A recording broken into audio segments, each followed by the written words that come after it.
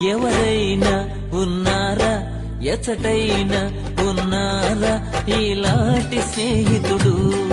ఎవరైనా ఉన్నారా ఇలాంటి స్నేహితుడు? నా యేసయ్య లాంటి మంచి స్నేహితుడు, ప్రేమించి ప్రాణం పెట్టిన గొప్ప స్నేహితుడు.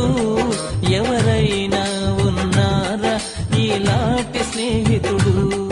ఎచటైనా ఉన్నారా ఇలాంటి స్నేహితుడు?